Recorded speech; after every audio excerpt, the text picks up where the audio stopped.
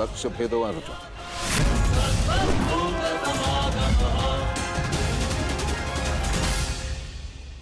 मैं नहीं चाहती कि मेरा कोई भी पुत्र एक दूसरे का वध करे।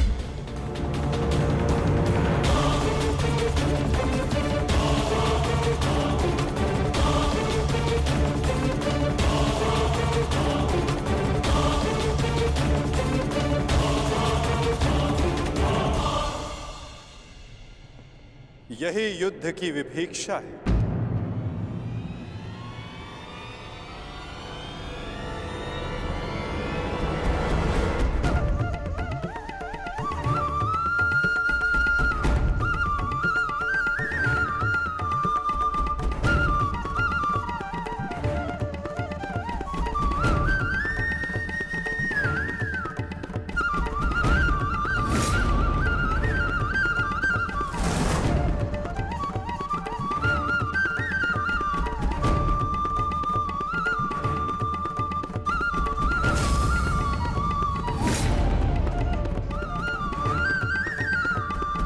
चाहे जो भी पक्ष जीते, परंतु हानि दोनों ही पक्षों को होती है।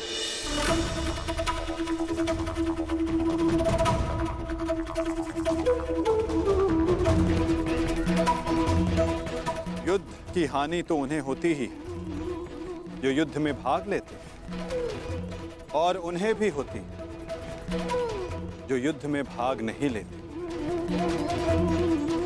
और अब जो मैं बताने जा रहा हूं, यहां उपस्थित कुछ लोगों को यह ज्ञात है, और जिन्हें ज्ञात नहीं है वो इस बात को जान लें।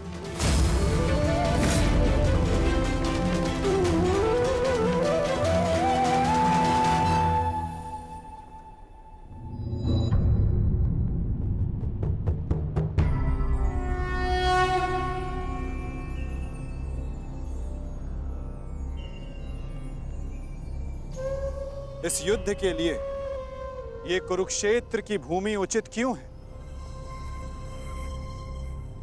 सर्वप्रथम ये धरती कुरुवंश के अधिकार में आती, इसलिए इस धरती पर कौरव और पांडव इन दोनों का समान अधिकार है।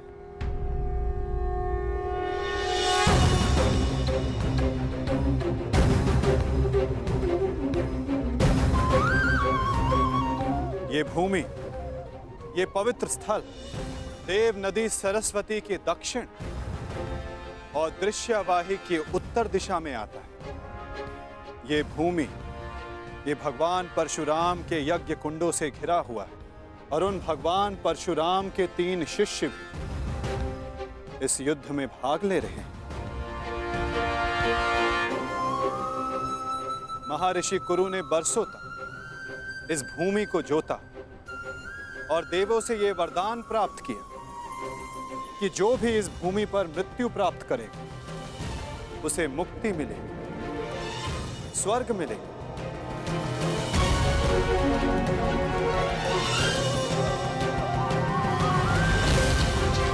और जिसे विजय प्राप्त हो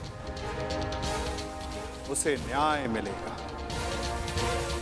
ये भूमि न्यायदात्री, पाप नाशिनी, और ये युद्ध भी न्याय के विजय के, पापों के नाश के लिए हो रहा है। मुझे विश्वास है कि युद्ध का परिणाम चाहे जिस पक्ष में क्यों ना हो, धर्म स्थापना अवश्य हो।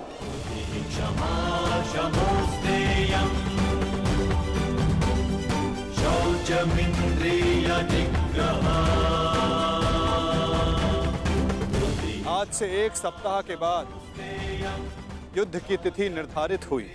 दोनों ही पक्षों के पास युद्ध की तैयारियां करने के लिए 1 सप्ताह का समय है।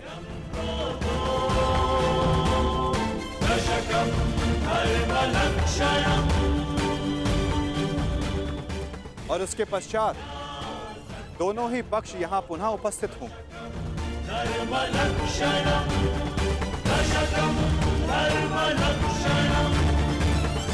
युद्ध के नियम निर्धारित करेंगे, फिर आरंभ होगा महाभारत का।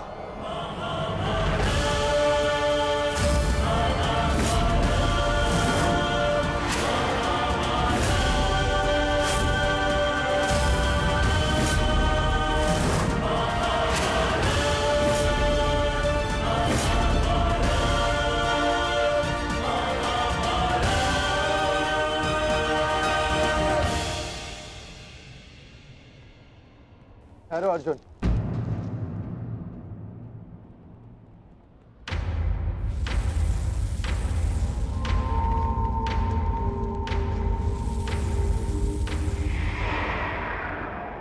युद्ध से पहले भी आप हमारे श्रद्धेय थे, युद्ध में भी होंगे और युद्ध के पश्चात भी।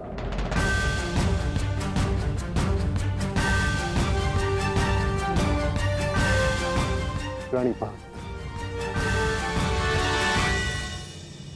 आयुष्मान भव।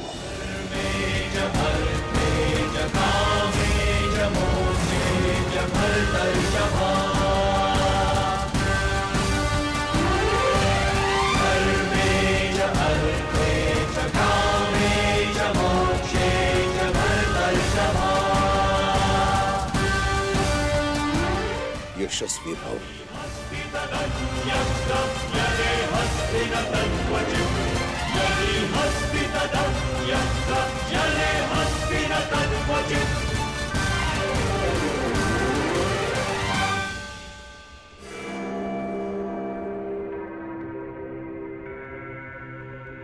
ये क्या था पितामह, जिन्हें हम युद्ध में परास्त करके उनका अंत करना चाहते हैं, उन्हें आप लंबी आयु का आशीर्वाद दे रहे हैं? ये दुर्योधन जब छोटे आशीर्वाद मांगे तो उनको आशीष देना बड़ों का कर्तव्य है।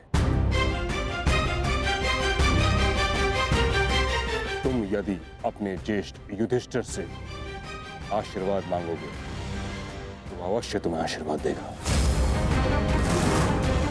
इतनी बड़ी सेना है तुम्हारे पास, मेरे केवल एक आशीर्वाद देने से तुम अपना आत्मविश्वास खो बैठे।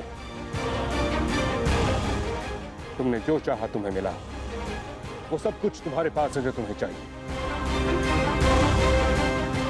मैं तुम्हारे पक्ष में इस युद्ध में खड़ा हूं, परंतु पांडवों को भी मेरे आशीर्वाद का अधिकार है।